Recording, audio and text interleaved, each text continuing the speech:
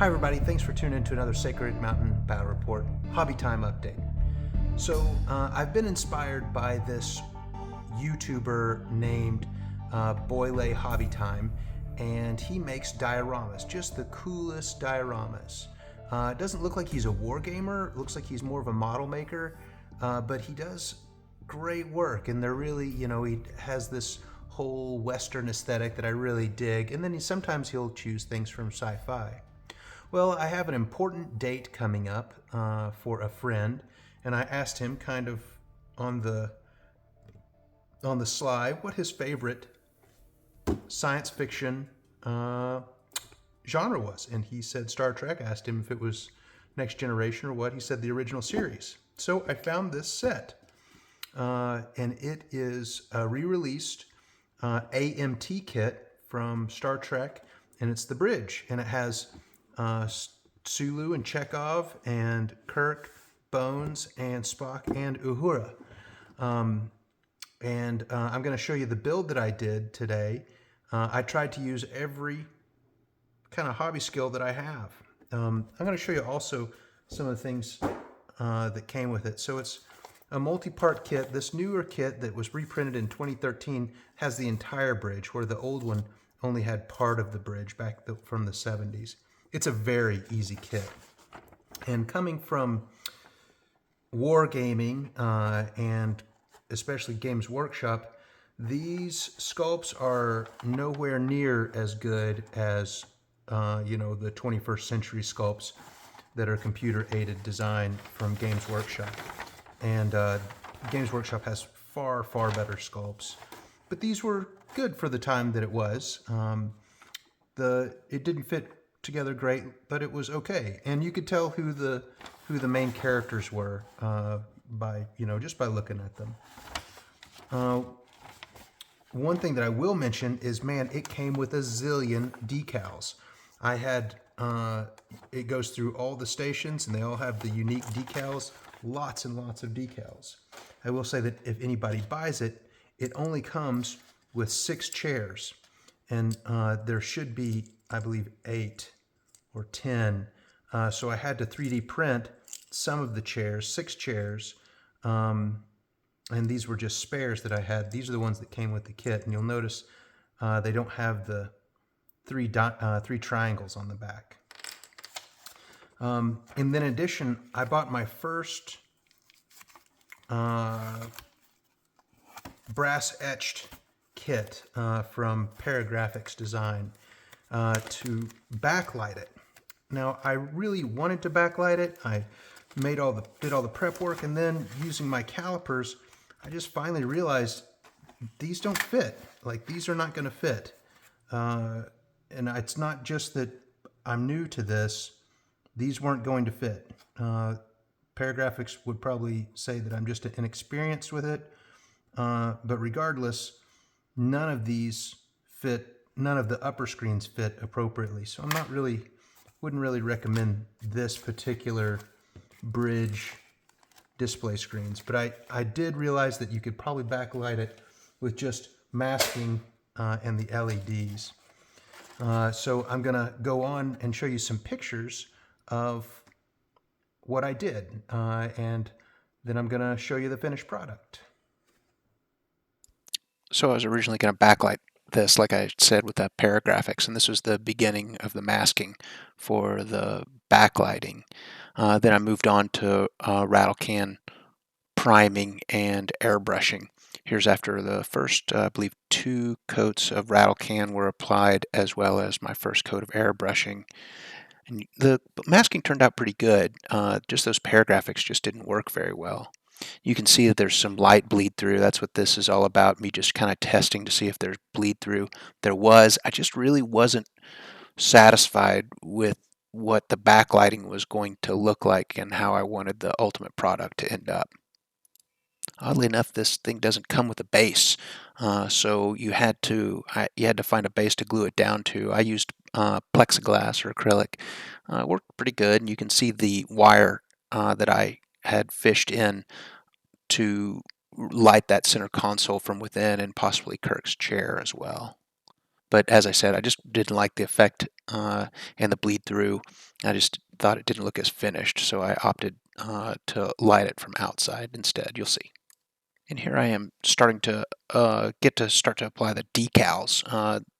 This is basically the layout, and you can see that decal sheet, one of I guess two decal sheets that came with the kit. Really, they turned out quite good. I really liked how the decals turned out. One of the panels next to the window viewer, the main screen viewer, got pretty bent though, and it's not super good. I had to trim that one, but you can't really see it on the finished product. And it was about this time I started to look back at the metadata, and I was feeling kind of a time crunch here because it was 10 days before I had to give this birthday present, and I was only had 10 days to go basically from start to finish. In a couple days, maybe an hour, several hours, I was able to do the Star Trek Delta along with his birth date, and then spoke to my neighbor who has a Shaper CNC router, and I got some Baltic birch that I had for another project. I took it down to his house, downloaded this Inkscape SVG file to his router, and then I was able to route the box top that it was going to receive the, I guess, painted inlay. And this burnt a whole day making that and then going down and doing all the routing, then the sanding. And I was also having to work 48 hours in that 10 days. Here I am kind of positioning everything and use some Tamiya putty to smooth out the bridge surface and the base coated figures. And I used just Army Painter rattle can to get these figures painted. You can see these are the original chairs that came with the set. There's no triangles on the back of those, so that's before the 3D print. So you can see there's chairs missing in the set that you buy. So I had to 3D print those that you'll see in the ultimate build. And my dog was feeling a little ignored as well, and so I had to make a little coffee time for him so he could feel loved. With only 2 days left to go, I had finished finally the box and had put a satin finish on it because Matt feels that gloss finish is just appropriate for Chinese furniture. So I knew not to give him anything with a gloss finish. I should also mention right now that my friends are super talented. They're either Olympic athletes or they're super talented and brilliant, or they're both.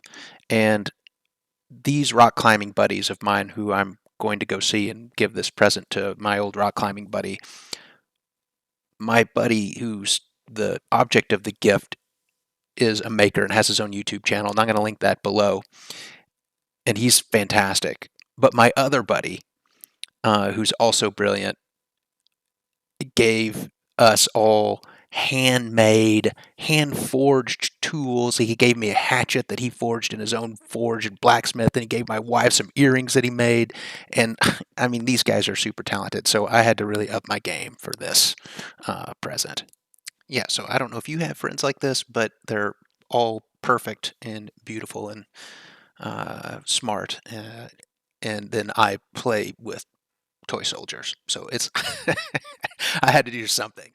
So while things were drying, I was able to prototype the circuit, and you can see the LEDs over there, the resistors, and that speaker I was able to salvage from a broken Alexa.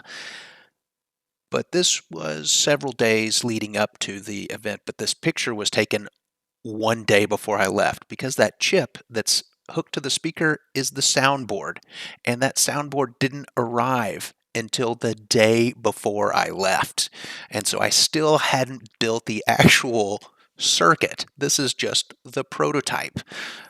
So I still had to do some model making and install everything as a completed circuit and keep my fingers crossed that it would just work the first time.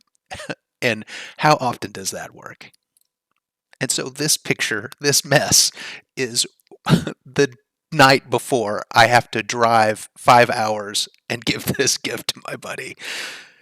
I was a little stressed. I was up all night long. But lo and behold, it did work. I was so thankful. I got everything installed and I had painted it with a rattle can on the backside, but as I was putting the circuit together and all the super glue, it messed up everything. So I rattle canned the top a flat gray, and I think that actually turned out a little better. And so, without further ado, Matt of Many Trades, happy 50th birthday. It's been an honor knowing you for all these years, and thank you for going with me on all those rock climbing adventures. And I love you, buddy.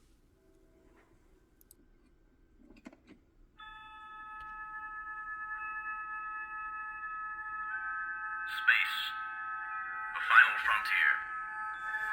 These are the voyages of the Starship Enterprise. Its 5-year mission, to explore strange new worlds, to seek out new life and new civilizations, to boldly go where no man has gone before.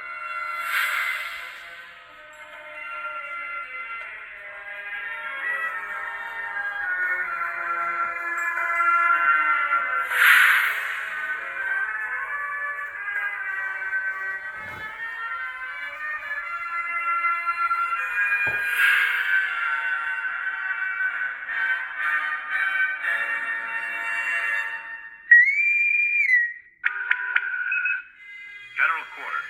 Security condition 3. Security 3, sir. General quarters.